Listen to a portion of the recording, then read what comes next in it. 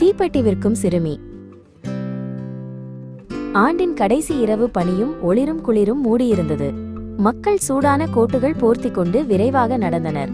அவர்கள் காலணிகள் பனியில் மெதுவாக ஒலித்தன. குழந்தைகள் சிரித்தபடி பனியை எடுத்து காற்றில் தூக்கி எறிந்தனர். அத்தனை வெளிச்சத்திலும் தெருவின் ஒரு மூலையில் கடும் குளிர் மட்டும் நிலைத்திருந்தது.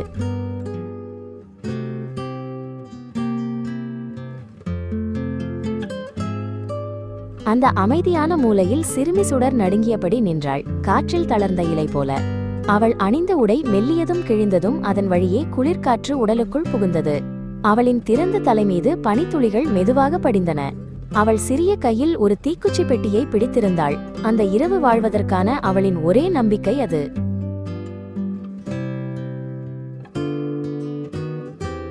அவள் அணிந்த செருப்புகள் மிக பெரியவை. நடந்தவுடன் வழுக்கிச் சென்றன. ஒரு வண்டி வேகமாக வந்ததும் அவள் பயந்து தாவினாள். ஒரு செருப்பு பனியில் தொலைந்து போனது. மற்றொன்றை சிறுவன் வேலன் பறித்து ஓடிவிட்டான். இப்போது சிறுமி காலணியின்றி நடந்தாள். பனிக்கட்டி தரை அவள் கால்களை வலிக்கச் செய்தது.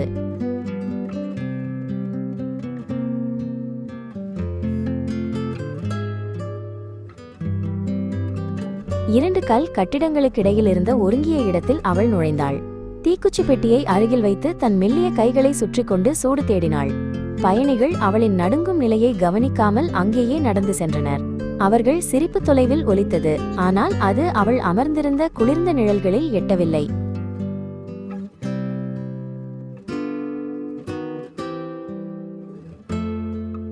வீட்டிற்கு செல்ல எண்ணியபோது பயம் அவள் இதயத்தை பனிப்போல் உறையச் செய்தது.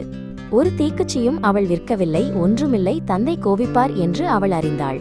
மேலும் அவர்களது வீடும் தெருவைப் போலவே குளிரானது. எந்த ஆறுதலும் அங்கே இல்லை. ஆகவே அவள் வெளியில் தங்கி இரவு கொஞ்சம் கருணை காட்டும் என நம்பினாள்.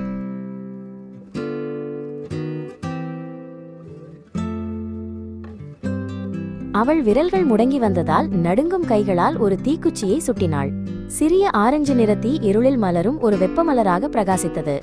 அந்த ஒளியில் முழு அறையை சூடாக்கும் சிவப்பு இரும்பு அடுப்பு அவளுக்கு தோன்றியது. ஆனால் தீ அணைந்ததும் அந்த அடுப்பு இருளில் மறைந்தது.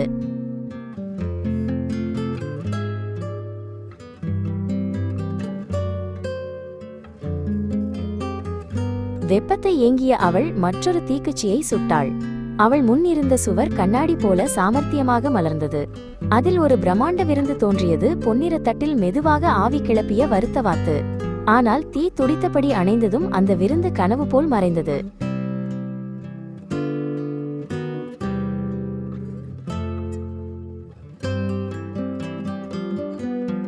அவள் மூன்றாவது தீக்குச்சியை சுட்டாள். மென்மையான விளக்குகள் அவளை சுற்றி ஆடியது.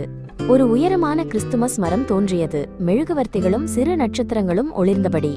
அதன் நிறங்கள் குளிர்காற்றில் நகைகள் போல மின்னின. ஆனால் தீ அணைந்ததும் இருள் மீண்டும் அனைத்தையும் மூடியது.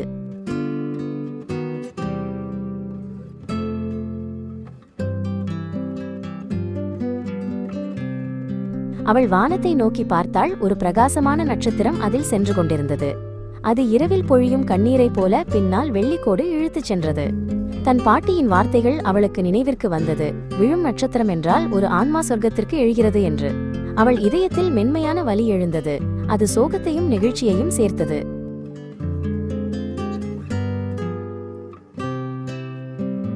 தனிமையை அகற்றும் வெப்பத்தை தேடி அவள் மற்றொரு தீக்குச்சியை சுட்டாள். தங்க ஒளியில் அவள் முன் பாசமிக்க பாட்டி அமிர்தா தோன்றினார். காலை சூரியனைப் போல மென்மையாக. பாட்டியின் கண்கள் கருணையால் மின்ன. அவை சிறுமியை ஒரு சூடான போர்வை போல தழுவின. காட்சியோ மறைந்து விடுமோ என்று நடுங்கும் கைகளால் சிறுமி பாட்டியை நோக்கி முன்னேறினாள்.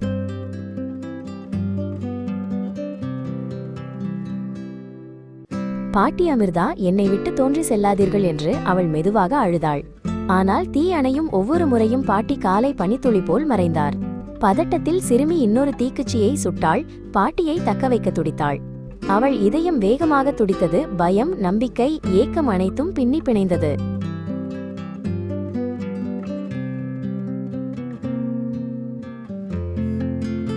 நடுங்கும் விரல்களால் அவள் மீதமிருந்த அனைத்து தீக்குச்சிகளையும் எடுத்தாள். அவற்றை ஒன்றாகச் சுட்டாள். சூரிய உதயத்தைப் போல பிரகாசமான தீ உருவானது. வெள்ளை வெப்பம் உலகம் முழுவதும் பரவியது. பாட்டி அமிர்தா தெளிவாகவும் ஒளி வீசவும் நின்று இரு கைகளையும் விரித்தார்.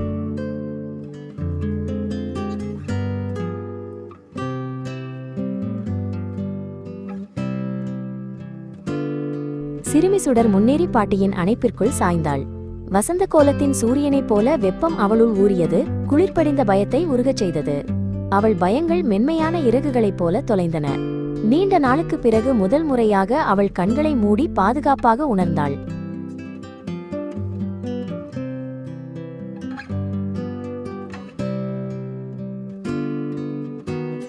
ஒளிப்பூவாக மலர்ந்தது புதிய ஆண்டின் முதல் விடியலைப் போல. பாட்டியின் கையை பிடித்து அவள் வானத்தை நோக்கி உயர்ந்தாள். கீழே இருந்த குளிர் தெரு மறைந்த நினைவு போல மங்கியது. அமைதி அவளை தாலாட்டு பாடல் போல் சுற்றி அணைத்தது.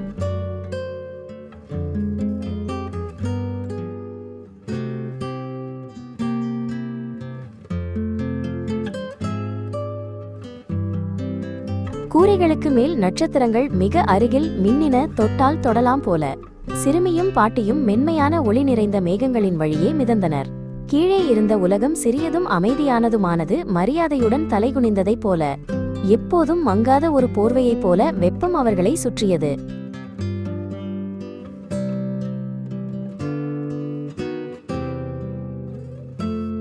காலை வெளிச்சம் பனியால் மூடிய நகரம் முழுவதும் அமைதியாக பரவியது. மக்கள் வீடுகளில் இருந்து வந்தனர், தூக்கம் கொண்ட கண்களை துடைத்தபடி. ஒருவர் சுவரருகே அமர்ந்திருந்த சிறுமி சுடரை பார்த்ததும் அதிர்ச்சியில் மூச்சு தடுத்தார். அவள் அசைவின்றி அமர்ந்திருந்தாள், முகத்தில் மெதுவான சிரிப்பு இருந்தது.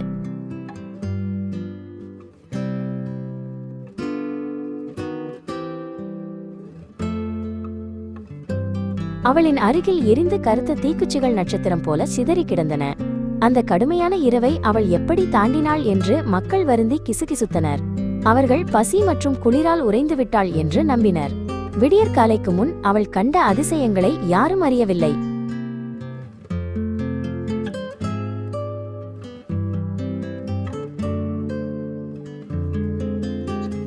உலகத்திற்கு மேல் உயர்ந்து சிறுமி சுடர் அமைதியான ஒளி வீசும் கண்களால் கீழே நோக்கினாள்.